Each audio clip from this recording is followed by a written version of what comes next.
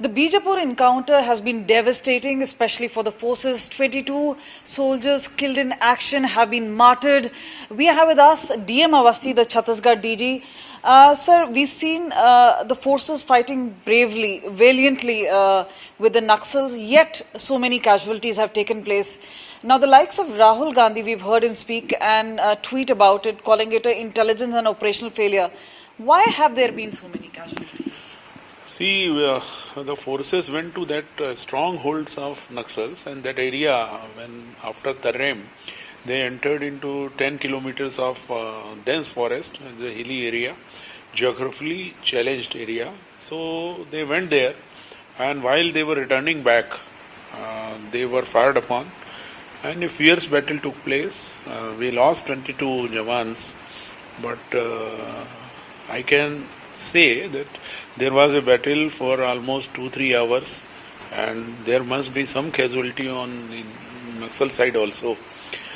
That will be, we could not recover the dead bodies of Naxals, but certainly we'll be able to know after a few days. But one can say that it was a The modus operandi of Naxals is very clear. They don't leave the dead bodies behind so that it's not known how many casualties they suffer. But the point is that on facing such a setback, what sort of a counter action or retaliation are we looking at? There is a time frame from 1 week to 1 month. What is the force really looking at? See, first thing is like we have to reorganize our Naxal operations. I have already asked for the meeting of our senior officers. We'll first check that what were the shortcomings in our operation, so that in next operations there should be no lacuna as such. And number two, how these anti-Maoist operations we will work out in next 2-3 months are very important. And after these incidents, we have to have strong anti-Naxal operations. Our officers are really working hard and will certainly. So what you're saying is that a counter action is imminent now, but also what is the report that was submitted to Union Home Minister Amit Shah? He was here. What is the instructions that have been passed on from him? Did you submit your report? The Union Home Minister and our Chief Minister both were present in yesterday's meeting of senior officers. I cannot divulge you all these minor details and fine details, but the essence of the meeting is that we have to have a strong anti-Naxal operations in our area, because the battle is going on in the strong areas of Maoists this time. We have been working hard since last 3-4 years, and last 2 years we have major successes. So there has to be, after this incident, there has to be some very strong operation against Naxals from our side also. What about the missing soldier? Because you says the operation has concluded, but in that sense, it is often said about men in uniform that no soldier is left behind. But one soldier in captivity of Naxals, how serious is a concern is that? And what about his well-being? Some media reports came in, and our local intelligence inputs also indicating that he is alive and he is safe and he is with the Naxals. Was a call to Sukma SP made? This is not confirmed, and this may be a media speculation, but this is true that he is not there and he is with the Naxals only.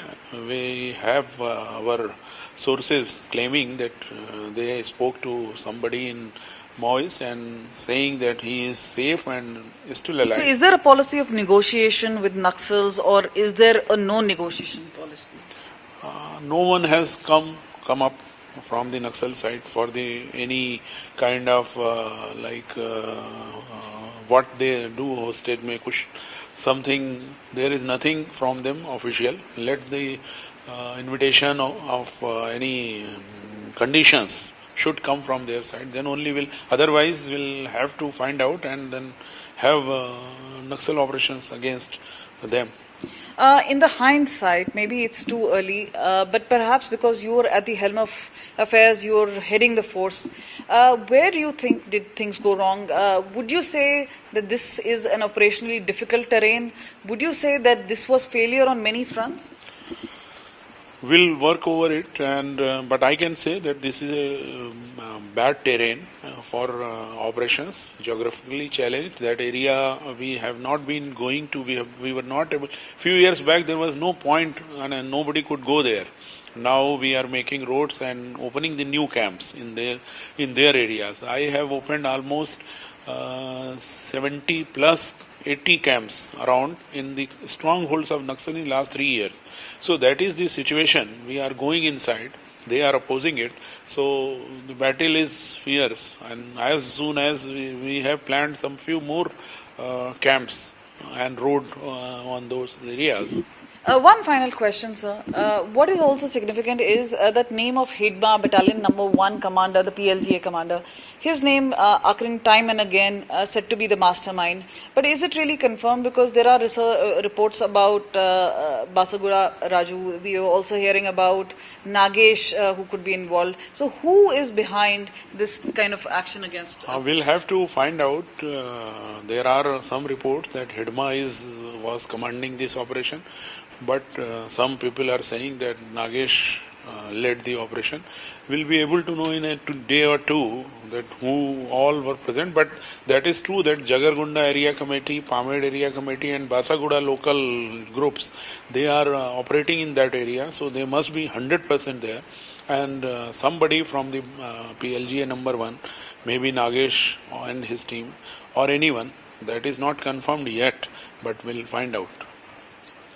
So yes, DM Awasthi there speaking to India Today, especially at a crucial time where forces are looking to launch a counter-Naxal operation to avenge the death of the soldiers killed in action.